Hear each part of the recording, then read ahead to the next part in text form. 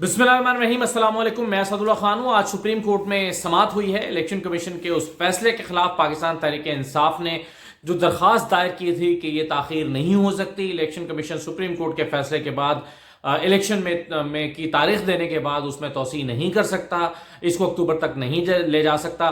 तो इस पर आज समाअत हुई है 5 रुकनी बेंच की जानिब से, और अली जफर साहब ने पाकिस्तान तहरीक इंसाफ की तरफ से दलाइल दिए हैं।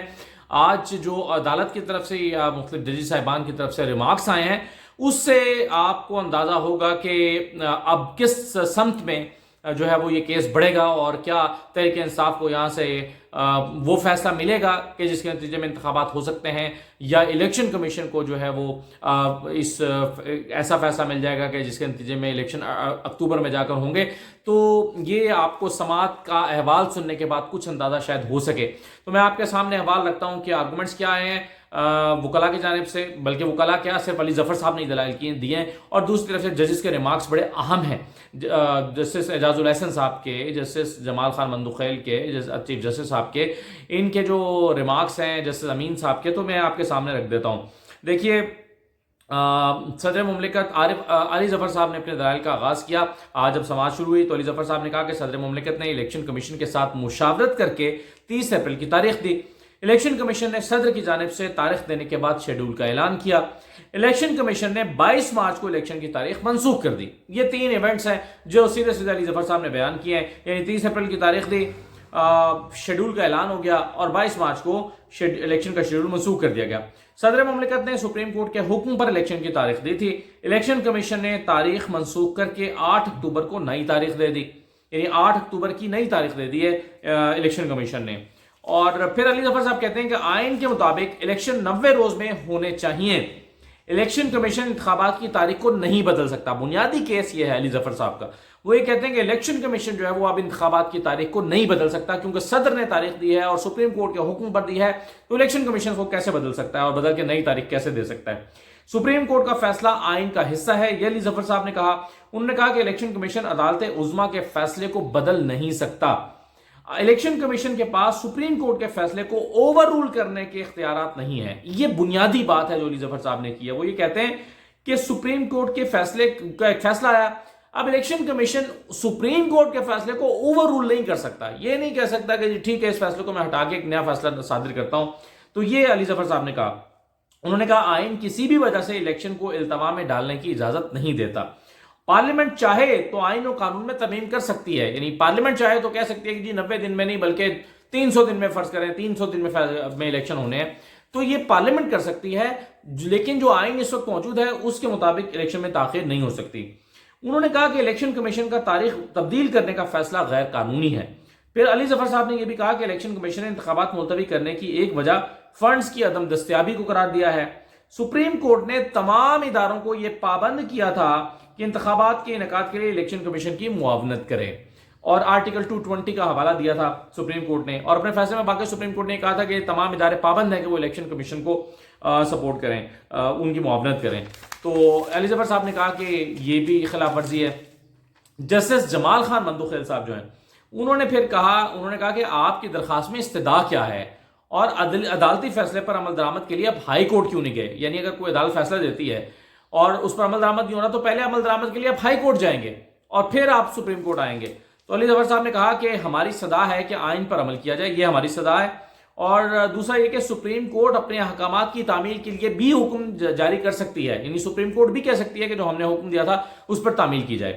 तो फिर जस्टिस जमाल खान मंदुखैल साहब ने कहा कि सुप्रीम कोर्ट के फैसले पर इलेक्शन कमीशन ने अमल नहीं किया, तो आप हाई कोर्ट क्यों नहीं गए, आपको तो हाई कोर्ट जाना चाहिए था। अली जफर साहब ने कहा कि हाँ, हमारे पास दाद रसी का ये फॉर्म भी मौजूद है, लेकिन अभी हम सुप्रीम कोर्ट के पास आए हैं। अली जफर साहब ने कहा कि अगर फंड्स का जवाब तस्लीम कर लिया जाए, मतलब अपने दलाइल को फिर उन्होंने जारी रखा। अली जफर साहब ने कहा कि अगर जो फंड्स का जवाब है हुकूमत का कि जी फंड्स नहीं है, उसको तस्लीम कर लिया जाए, तो हर हुकूमत इस बुनियाद पर इंतखाबात नहीं करवाएगी। फिर तो हर हुकूमत के पास ये जवाब होगा कि पैसे नहीं है और वो इलेक्शन को इल्तवा में डालेगी। जस्टिस अमीन साहब ने कहा कि फंड्स किस हुकूमत ने देने हैं, दोनों हुकूमतों ने फंड्स देने होते हैं, ये उनको बताया गया।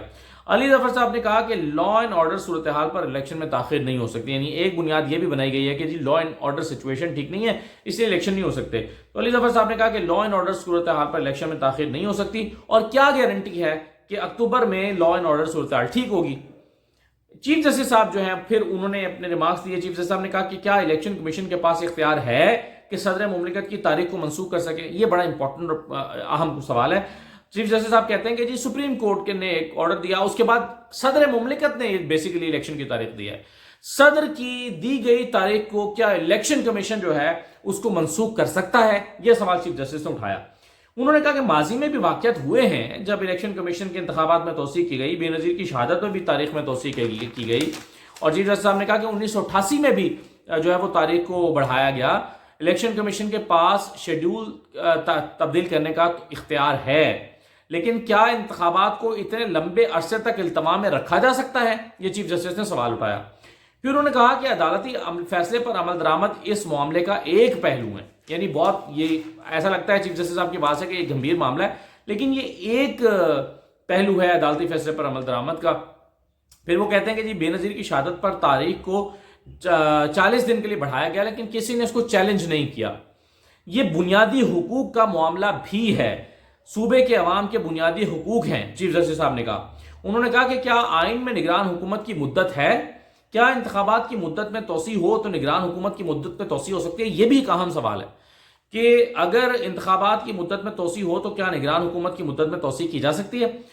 اور جسٹس جمال خان مندوخیل نے کہا کہ کیا صدر مملکت نے جو تاریخ دی وہ 90 روز کی میعاد کے اندر تھی, یہ سوال اٹھا. جسٹس اعجاز الحسن صاحب جو ہیں انہوں نے بھی یہاں پر ریمارکس دیے. انہوں نے کہا کہ الیکشن کمیشن نے عدالتی فیصلے پر عمل کر کے 3 تاریخیں تجویز کی. اس کے بعد صدر مملکت نے 30 اپریل کی تاریخ دی. تاریخ کے بعد الیکشن کمیشن نے شیڈول کا اعلان کیا. چیف جسٹس صاحب نے یہاں پر کہا کہ کیا آرٹیکل 254 تاریخ بڑھانے کی اجازت دیتا ہے. انہوں نے کہا کہ اس عدالت کے سامنے آرٹیکل 254 کا بھی ایک طرح سے مقدمہ ہے. پھر جمال خان مندوخیل صاحب نے کہا کہ صدر نے بھی الیکشن کی تاریخ 90 روز سے آگے کی دی, یعنی 90 دن میں تو پھر بھی نہیں ہو رہے. مندوخیل صاحب نے کہا.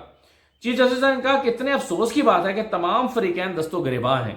تحریک انصاف اور حکومت یقین دہانی کرائے کہ شفاف انتخابات چاہیے یا نہیں, یہ چیف جسٹس صاحب نے کہا. چیف جسٹس صاحب نے جو آخر میں ریمارکس دیے وہ بڑے اہم ہیں.